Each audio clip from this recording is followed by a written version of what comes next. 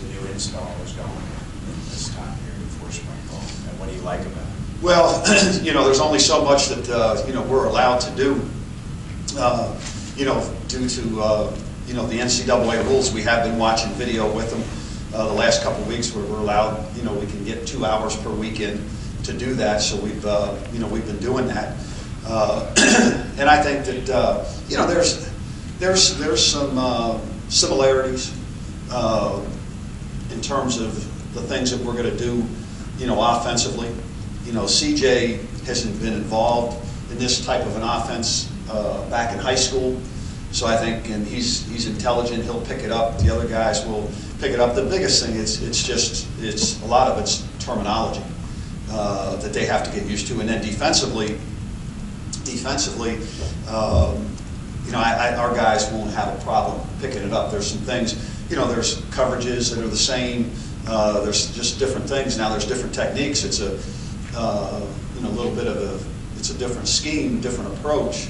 But it's a very, how do I want to say it? It's a simplistic defense because, again, to me, if you're going to get guys to play fast and play aggressive, you don't want them thinking. So they have to learn some basic concepts, and then you can teach it as same as you continue to install and put things in defensively. So I don't see a big learning curve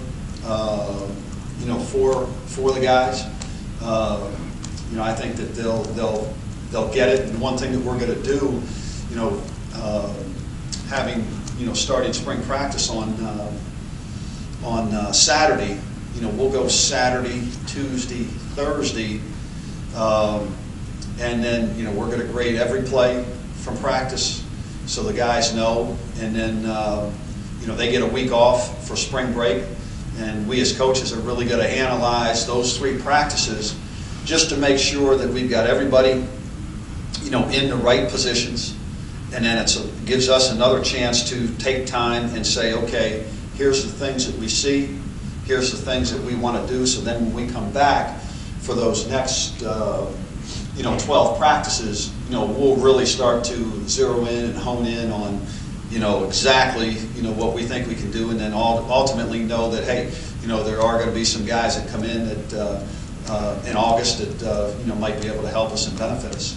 The other thing that you'll see, when you do take a look at the depth chart, I don't think there would be too many surprises there, but the depth chart was based on things that we saw at the end of from last year, but then also what we've seen out of the players in our off-season program and what we've seen from them on an academic standpoint. So the depth chart was based on those 3 reasons. So there might be some guys that aren't number 1 because somebody else was doing better in the off-season program, doing better in the classroom. So that's what you see, and then we have the guys listed on there who won't be out for spring at the start when we start Saturday due to some injury reasons. Some of them won't be out there all spring long. We think Kevin Dorsey will be a guy that will get back out hopefully after spring break. And then some of them, guys like Matt Robinson and David Steinball, will be out there practicing, but they won't be doing anything from a physical contact standpoint. But they'll still be able to do team and 7-on-7 and things like that. That just won't be able to get hit. So, that's the one thing I think. Other than the guys that got hurt during the season, we're in really good health. Heading into spring practice, which is I think a great testament to Drew Wilson and his staff in terms of what he's been able to do with those players. Coach, obviously last year you were forced to lean on a lot of young kids that, probably you wouldn't have wanted to in the perfect world. How much of a jump are you looking for this year now, knowing that they've had that kind of experience, a kid like Alex Twine? Yeah, you're really looking for them to take a step forward? Well, there's no question. You look at things and sometimes you say, wow, but through everything that you say might not have been something that you wanted to do, it's a positive because we got a lot of guys, I think 22 freshmen, who played, last year. So they gain, valuable experience, they gain valuable knowledge.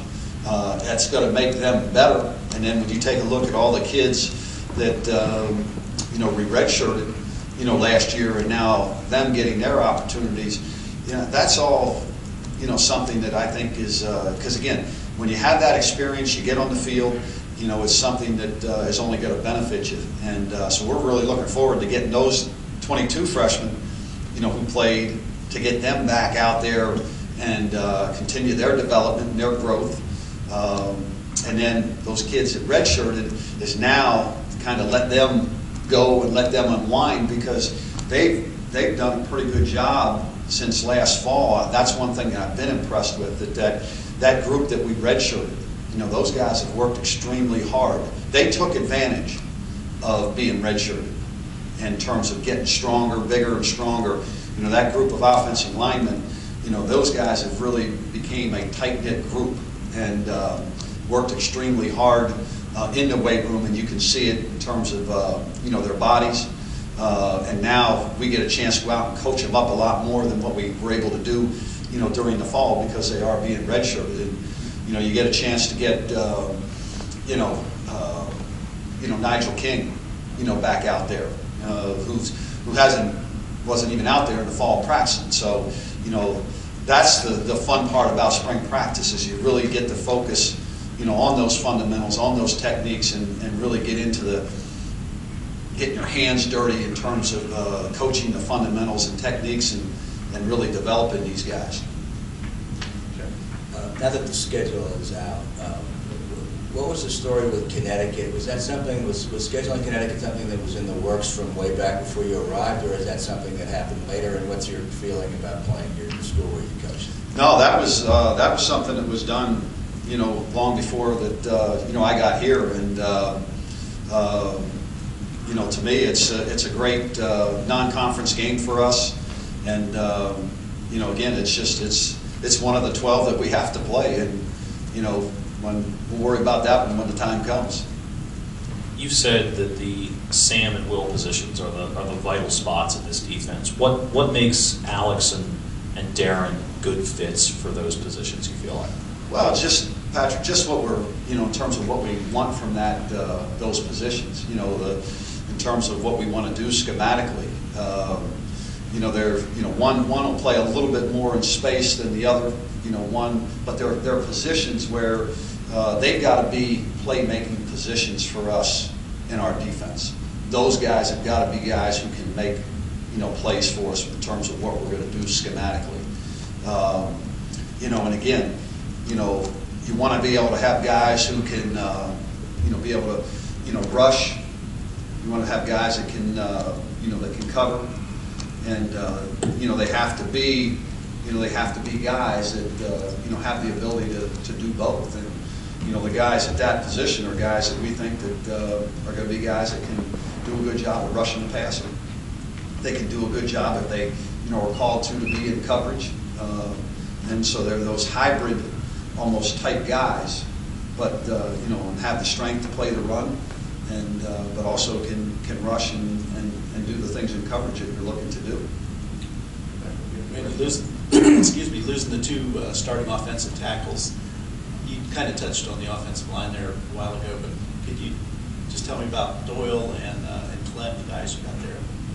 Yeah, what we're going to end up doing in the offensive line, we'll play the 5 best, whoever they may be. And, we have a starting point here in terms of, the offensive line. Ryan Doyle is a redshirt freshman who did some good things early in camp. And, he's a tough kid. He's got, good knowledge of the game. We just got to get him better fundamentally, technique. He's had pretty good fundamentals and technique coming in. But again, he's going to be a guy that, Jake Wheeler, is going to be, really good competition there. And then, Nick Clem is a guy who played here, for us. And, he'll be pushed by Andrew Zeller. Justin Gilbert, we think he'll end up being a left tackle. He basically got a bum ankle right now. He got rolled that, in the workouts that we had. So, you know, he might be out there, but right now, as we stand today, he's not going to be out there, you know, on Saturday in that position. But, you know, again, we're looking for our 5 best, but, you know, those 5 tackles that we have, you know, we'll see how that all plays out, you know, because, again, Andy Zeller's a guy who's worked extremely hard. Andy Zeller was one of the guys that was the 16 leaders, you know, during the off-season, you know, program.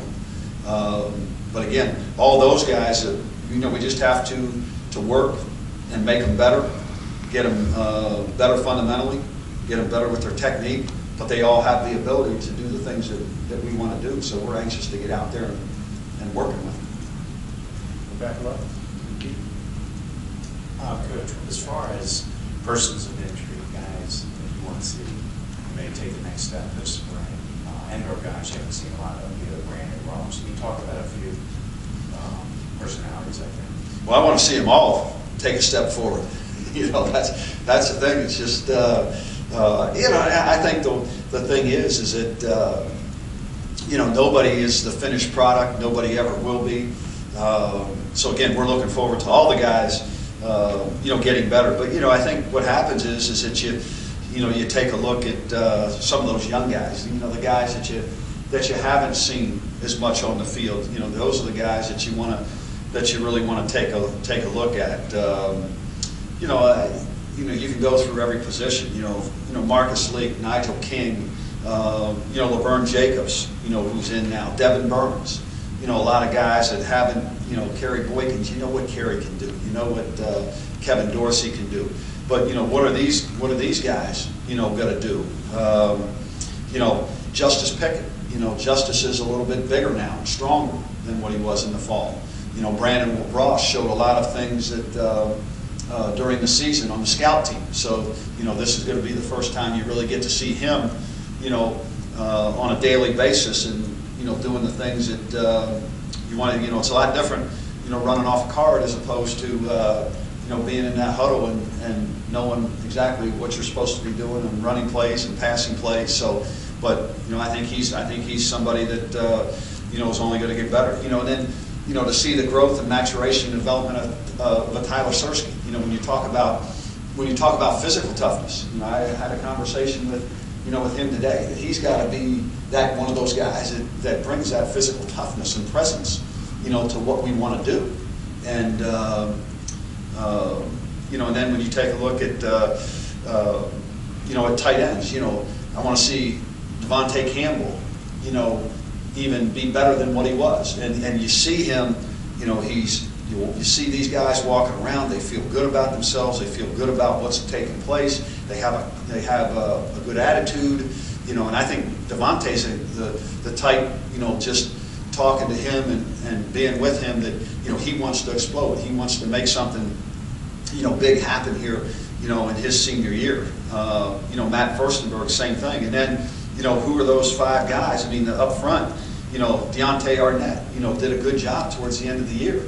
And to me, he's only going to get better. Sal Conaboy, you know, same thing. So there's a lot of guys there. And then when you go to, you know, to defense, you know, you got a bunch of guys there that, you know, you want to see take the next step. A.J. Francis, you know, here's A.J., you know, it's right there for him now. You know, he's the nose guard. How dominant, you know, can he be?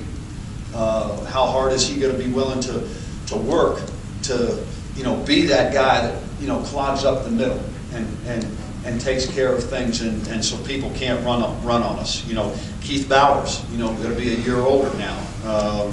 Andre Monroe, you know, getting Isaiah Ross. Well, how's he going to come back from, you know, his injury? You know, that's something that we want to see. Darius Kilgo's got a chance to get a lot of playing time now, being a backup. And then, you know, Justin Anderson, you know, coming back from an injury there. How's he going to respond and take advantage of his opportunity? Ian Evans, you know, and then when you take a look at, you know, Demetrius, you know, Hartsfield, you know, his biggest thing is he's got to be more of a vocal guy, more of a leader, you know, out there for us. You know, he's a senior. You know, he's playing that inside linebacker position, the Mo position. You know, Drake, you know, terms of, you know, the leadership part there. Marcus Whitfield, how has he come along? You know, because he played for us, you know, last year. And then it might, you know, how is Cole and LA going to, you know, step up, and, you know, who will win that, you know, that battle. You know, and then, you know, to Sam with Alex Twine and Lucas. You know, in the back there, I'm anxious to see JJ, you know, Jeremiah. You know, he's worked his tail off. You know, he's had a very good winter. You know, Dexter has done a very good job, you know, this winter, and been a great leader in terms of one of the 16 that we had as a leader there. And, you know, now you got Quentin Jefferson, you know, who's coming in, you know, who's here now, and then, you know, Isaac Goins. You know, you know, those guys have done a good job, you know, but now how are they going to react when they get on the field and in those positions? But, you know, A.J. Hendy, you know, we got to get him to step up and be more productive, you know, than he was a year ago. And then, you know, your guys that have been around, Eric Franklin and Matt Robinson, you know, getting them to take their game to the next level. So it's going to be a lot of fun. It's going to be exciting. And, you know, again, the thing that I love about it is the fact that we got a bunch of guys that are, you know, really, really hungry, you know, really, really excited, and, you know, are eager and anxious to get out there and to, you know, go and, you know, get better and you know, make Maryland the best they can make it.